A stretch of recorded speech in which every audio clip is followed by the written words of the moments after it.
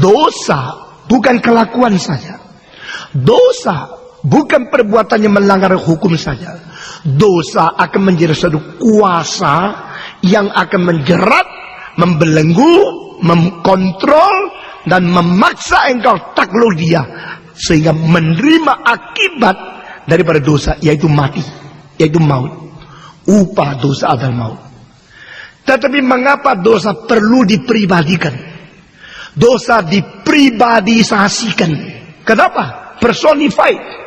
Karena di sini engkau baru mengerti, engkau bukan penguasa kelakuanmu. Engkau akan menjadi budak untuk dikuasai oleh kelakuanmu yang jahat, yang salah itu. Ini dalam sekali. Dari mana kita mengetahui Roma pasal 5 sampai 8 itu dosa telah dipribadikan? Karena di situ Paulus tidak memakai dosa dengan istilah seperti biasa yang bersifat kata majemuk, bukan plural form. Di situ dia pakai singular form, kata tunggal, hamartia, dosa yang tunggal. Dosa banyak sama dosa tunggal, maksudnya apa? Dosa yang diperbuat itu kelakuan. Kuasa dosa yang mencengkeram itu seperti seseorang yang berpribadi dalam dirimu, yang mencaplok, yang memegang, yang membelenggu engkau dengan dia mempunyai kehidupan yang berkuasa dan kemauan. Itu namanya personified. Dan istilah dosa dipersonified, istilah berdosa itu dijadikan seperti mempunyai kekuatan pribadi. Pertama kali justru di dalam pasal berapa?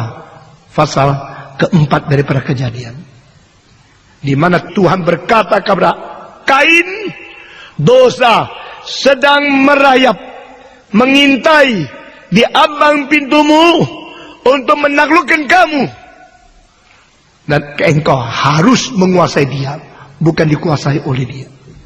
Semua ini terjadi hanya satu hal, yaitu reaksi Kain di hadapan Tuhan yang berbicara salah. Engkau bilang ini kan khayalan Stephen Tong. Alkitab tidak katakan Adam beritahu sesuatu kepada anaknya sehingga anaknya bisa bereaksi dua macam. Saudara-saudara sekalian, memang ini memerlukan khayalan saya, tapi dari prinsip seluruh kitab suci ini memang adalah satu pelajaran bagi kita. Apa yang kau lakukan bukan daripada tangan kaki. Tangan kaki hanya alat. Sebelum tangan kaki itu adalah pikiran. Sebelum pikiran adalah mental di dalam hatimu. Dan mental di dalam hatimu itu yang mengeluarkan sesuatu konsep yang mempengaruhi cara bagaimana berpikir. Cara bagaimana berpikir yang akan mempengaruhi akan bagaimana melakukan secara urutan sesuai dengan waktu.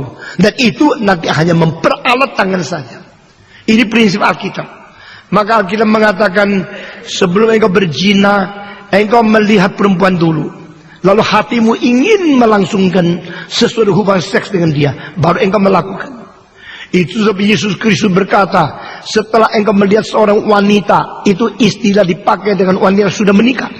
Engkau melihat wanita orang lain, engkau ingin bersetubuh dengan dia, engkau sudah berzina. Alkitab mengatakan engkau membunuh. Sebelum engkau membunuh, engkau membenci. Benci itu adalah bunuh. Nah, ini semua adalah mengkisarkan bahwa apa yang disebut etika orang Kristen itu etika motivasi. Etika Kristen, etika yang mulai daripada sedalam-dalam dan lubuk hati, bukan etika kelakuan di luar. Semua pemerintah di dunia tidak bisa menghukum etika melalui motivasi. Semua hukum hanya bisa dilakukan setelah engkau berbuat. Itu sebab hukum dunia adalah hukum yang sangat dangkal. Saudara-saudara, kalau engkau belum berbuat apa-apa, tidak ada orang bisa melakukan tuduhan atau pengadilan atau penjaraan engkau sehingga engkau dihukum. Tak mungkin. Setelah engkau melakukan, ada buktinya, baru engkau diajukan ke pengadilan, baru engkau diadili oleh hukum yang tertulis, dan baru engkau boleh menerima sesuatu hukuman. Tapi Tuhan tidak demikian. Dia lihat dari dalam, bukan dari luar. Manusia melihat luar, Tuhan melihat dalam.